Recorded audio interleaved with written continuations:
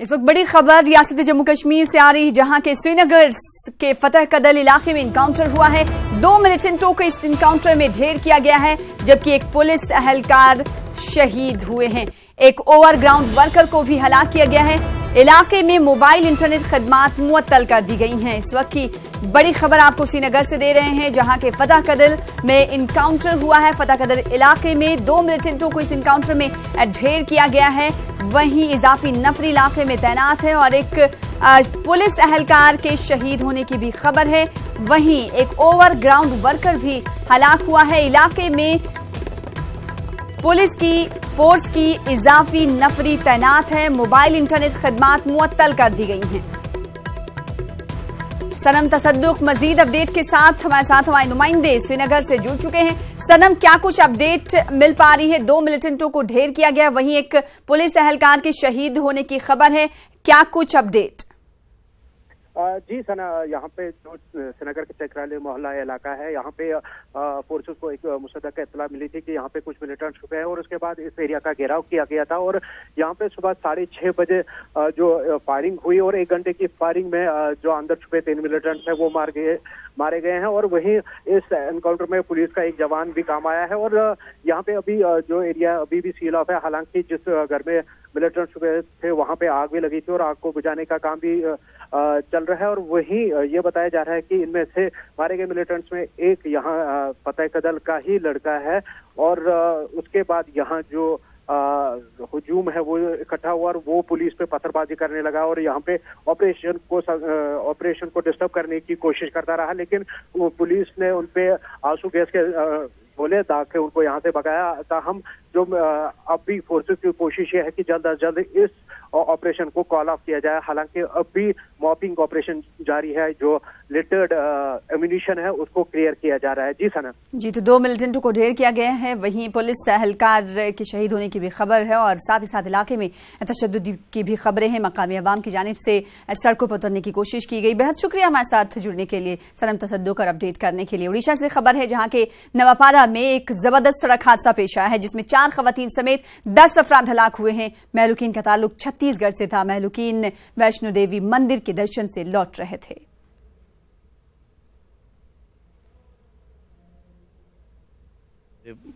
गांव के थे, एक मेरा भाई है, मामा का लड़का हमारा, और हमारे गांव के हैं सब 10 लड़के लड़कियां, सब परिवार है पूरा। कोमना गए थे दर्शन करने, वापसी में इनका एक्सीडेंट हो गया। अब काहे में हुआ है ये पता नहीं पड़ रहा है, कैसे हुआ पता नहीं पड़ रहा है। ये करीब 10 आदमी थे पूरे हैं। सागरा से यहाँ कोमना दर्शन के लिए आए थे। वापसी जाते समय दुर्घटना हुई, जिसमें 10 की 10 मृत हो गए। वहीं मध्य प्रदेश के सतना में एक तेज रफ्तार ट्रक का कहर देखने को मिला। इस हादसे में एक ही खानदान के 6 लोगों की मौत हो गई है। महलुकीन में 2 खवातीन और एक बच्चा अब भी शामिल है, जबकि 3 लोग शदीद तौर पर जख्मी हुए हैं, जो जेरे इलाज हैं। यह हादसा कोलेगांव थाने के बटखर मोड़ के पास हुआ है।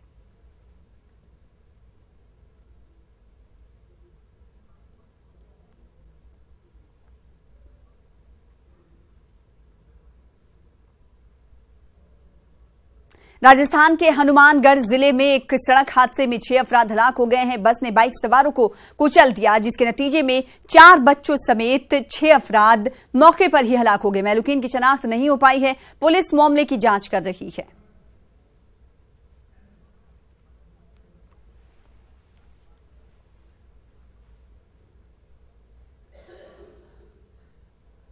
और अब बात करेंगे सर सैयद डे की।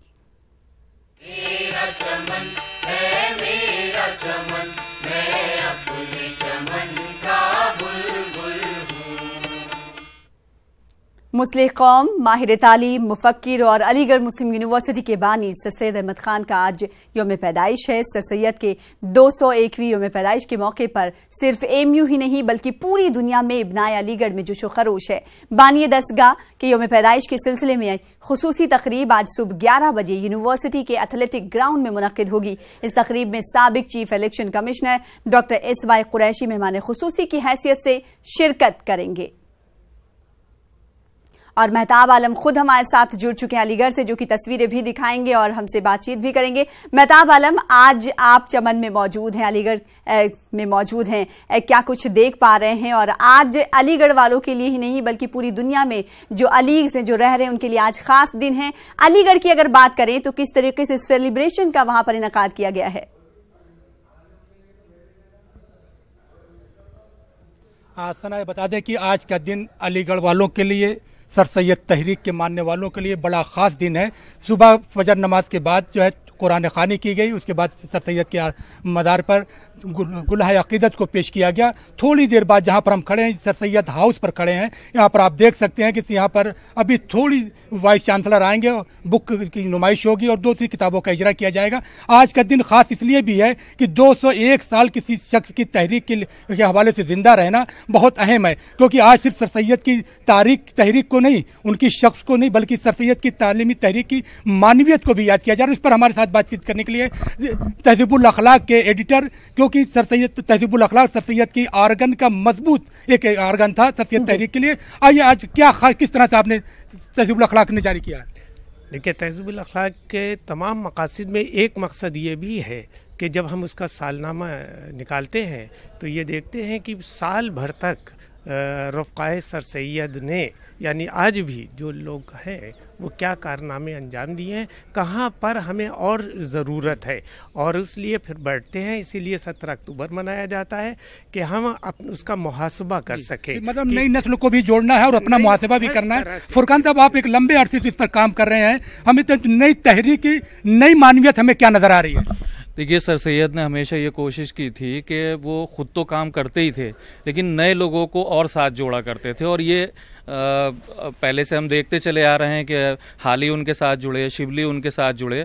आज मैं ये देख रहा हूँ कि उनकी ही इस तहरीक का असर है कि नए लोगों को अब पुराने लोग भी जोड़ रहे हैं और काम आगे बढ़ रहा है उनका। आज मैं सर सैयद नंबर निकालने के लिए मुबारकबाद भी देता हूँ सगीर अफरहीम साहब को, और मुझे इस बात पर खुशी है कि वो भी यही काम करते हैं और सर सैयद की जो तहरीक है उसको आगे बढ़ाने के लिए वो नए नए लोगों को खोज रहे हैं। तो ये काम सिर्फ यही नहीं कर रहे हैं, बल्कि इसको बड़े पैमाने पर किया जा रहा है। ये अलग बात है कि अभी हमें उसके रिजल्ट देर से शायद मिले, लेकिन हर तहरीक के जानना चाहें, जब हम सर सैयद की बात करते हैं, सर सैयद ने उस जमाने में 1857 के बाद जो तहरीक शुरू की थी, तो उस वक्त एक शिराजा बिखरा हुआ था।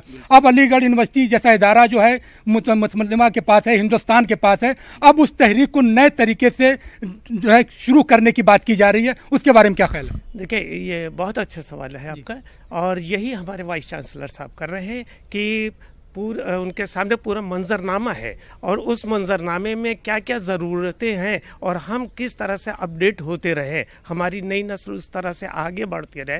क्योंकि सर सैयद तहरीक का बुनियादी मकसद तालीम और तरबियत यानी जदीद तरीन तालीम, जदीद तरीन तरबियत, जिसमें तहजीब, अखलाक, मुल्क और मिल्लत सब कुछ शामिल है। मुल्क और मिल्लत साहब, सर सैयद ने साइंटिफिक टेम्परामेंट को डेवलप करने की बात की थी जी, उसके बारे में बताएं। सर, उन्होंने जब भी कोशिश की कि साइंटिफिक अप्रोच आपका होना चाहिए, साइंटिफिक मज़ामीन आपको पढ़ना चाहिए, और मैं बहुत खुशी की बात है कि आज अलीगढ़ यूनिवर्सिटी में बहुत सारे कोर्सेज हैं जिन्होंने जदीद जो माहौल है उसको एक्सेप्ट किया है और जदीद दौर के मुताबिक वो उसको एडवांस भी कर रहे हैं और आगे जा रहे हैं।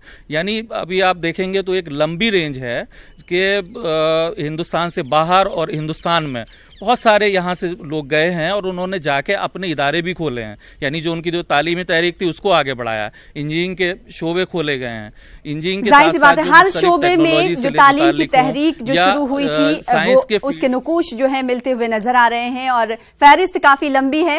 इस ताल्लुक से मजीद आपसे बातचीत करेंगे। मेहताब आलम और तमाम लोग का शुक्रिया अदा करना चाहेंगे, फुरकान साहब का भी शुक्रिया और साथ ही साथ सगीर इब्राहिम साहब का भी बेहद शुक्रिया। अगले बुलेटिन में आपसे जुड़ेंगे, वक्त की कमी है, बेहद शुक्रिया आप तीनों का हमारे साथ जुड़ने के लिए और मेहताब आलम अपडेट देने के लिए। अलीगढ़ मुस्लिम यूनिवर्सिटी में 2 कश्मीरी तलबा की मुअत्तली को मनसूख कर दिया गया है। यूनिवर्सिटी की फैक्ट फाइंडिंग कमेटी की रिपोर्ट की बुनियाद पर दोनों तलबा की मुअत्तली को मनसूख किया गया। आपको बता दें कि कश्मीरी तलबा की जानिब से धमकी दी गई थी कि अगर एएमयू इंतजामिया गैर जानिबदारी का सबूत नहीं देती तो 17 अक्टूबर तक तमाम कश्मीरी तलबा यूनिवर्सिटी छोड़कर चले जाएंगे। वाज़ेह है कि मज़कूरा कश्मीरी तलबा के खिलाफ गद्दारी का केस भी दर्ज है। इन तलबा पर मन्नान बानी की गायबाना नमाज जनाजा पढ़ने की कोशिश का इल्जाम है। जांच में इल्जाम गलत पाया गया। इससे कबल अलीगढ़ मुस्लिम यूनिवर्सिटी में कश्मीरी तलबा ने खामोश एहतजाज किया था। गुज़िश्ता दिनों कश्मीरी तलबा ने हाथों में बैनर लेकर पूरा अमन तरीके से एहतजाज किया। बैनरों और पोस्टरों पर तहरीर था, कश्मीरी होना जुर्म नहीं है। देखिए, जो उस पूरे मामले की यूनिवर्सिटी ने गहनता से जांच की और एक फैक्ट फाइंडिंग कमेटी बनाई गई थी जिसमें कहा गया था कि 72 घंटे के अंदर अपनी रिपोर्ट दे। तो उस कमेटी ने अपनी रिपोर्ट सबमिट की। फैक्ट फाइंडिंग कमेटी ने रिकमेंड किया कि जो लड़कों का कंडक्ट है ये सस्पेंशन के लिए ये सस्पेंशन की कार्रवाई न की जाए, बल्कि सस्पेंशन को जो है रिवोक करने का ऑर्डर कर दिया गया। इसे रिकमेंड किया कि सस्पेंशन जो है वो वापस ले लिया जाए। आज हज 2019 के शेड्यूल का ऐलान होगा। मरकजी वजीर बराए अक़लियती उमूर मुख्तार अब्बास नकवी प्रेस कॉन्फ्रेंस में हज प्लान का ऐलान करेंगे। मुख्तार अब्बास आज़मीन हज के लिए नई सहूलियात का भी ऐलान करेंगे। हज हाउस की इमारत पर मुंबई के सबसे बुलंद तिरंगे झंडे का भी इफ्तिताह मुख्तार अब्बास नकवी के हाथों होगा। हज हाउस पर लगाए जाने वाले इस तिरंगे की ऊंचाई जमीनी सतह से 350 फीट है। और इस खबर पर मजीद अपडेट हासिल कर लेते हैं। रुख करेंगे मुंबई का। हमारे साथ हमारे नुमाइंदे मोहिउद्दीन जुड़ चुके हैं। मोहिउद्दीन, आज हज शेड्यूल का ऐलान होने वाला है, कितने बजे तक ये ऐलान मुमकिन है और क्या ये माना जाए कि इस बार हज को लेकर कुछ नए ऐलानात होंगे?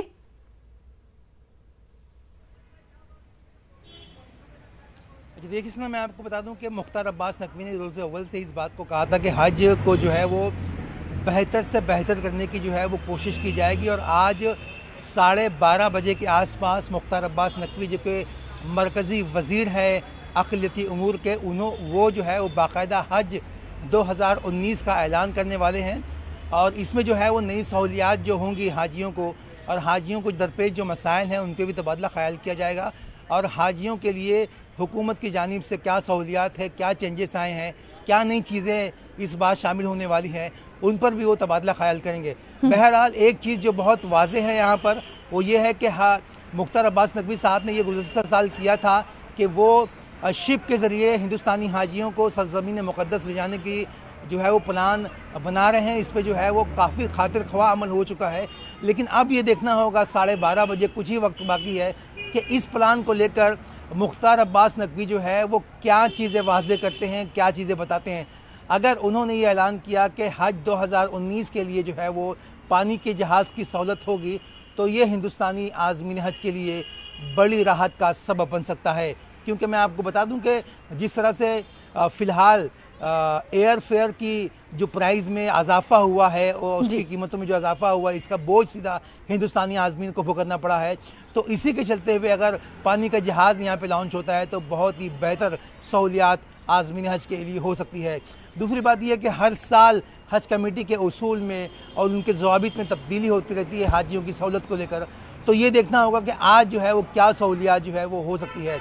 बहरहाल आज ऐलान होगा और कल से यानी कि 18 अक्टूबर से लेकर के 1 महीने तक हज दरख्वास्त फॉर्म भरने और जमा करने की जो है वो मुद्दत शुरू हो जाएगी जी। एक दूसरी सबसे अहम बात मैं यहाँ पे आपको बताना चाहूँगा कि हज हाउस जो कि बहुत ही इम्पोर्टेंट, बहुत ही अहम इमारत है मुंबई की, इसके ऊपर जो है वो मकसूद अहमद खान जो कि CEO हैं मरकज़ी हज कमेटी के, इनकी क़यादत में, इनकी निगरानी में एक झंडा, तिरंगा झंडा जो है वो लहराया गया है। और तिरंगा झंडा जो है वो मुंबई का सबसे ज़्यादा ऊंचाई पे लहराए जाने वाला, या अगर ये कहें कि हिंदुस्तान का किसी भी इमारत पे हिंदुस्तान का लहराया जाने वाला सबसे ऊंचा झंडा होगा, तो इसमें कहने में कोई कबाहत नहीं है। मैं आपको बता दूं कि 350 फीट ऊंचा ये झंडा होगा और इसकी गैलरी का इनॉग्रेशन, इस झंडे का इनॉग्रेशन जो है ख़ुद मुख्तार अब्बास नकवी साहब अपने हाथों से करेंगे। पहले इनॉग्रेशन होगा, उसके बाद जो है वो जो हाजियों की सहूलियात के लिए हज हाउस में जो मुख्तलिफ डेवलपमेंट के काम हुए हैं, तामीराती काम हुए हैं, उनका इजरा किया जाएगा। और आखिर में जो है वो मुख्तार अब्बास नकवी साहब बखुद नफ्स नफीस जो है वो प्रेस कॉन्फ्रेंस में शामिल होंगे और हज 2019 का ऐलान करेंगे। जाहिर सी बात है, इस ऐलान पर सबकी निगाहें टिकी हुई हैं कि क्या कुछ नई सहूलियात का ऐलान आज जिस हज हाउस में किया जाता है मुख्तार अब्बास नकवी की जानिब से। बेहद शुक्रिया हमारे साथ मौजूद।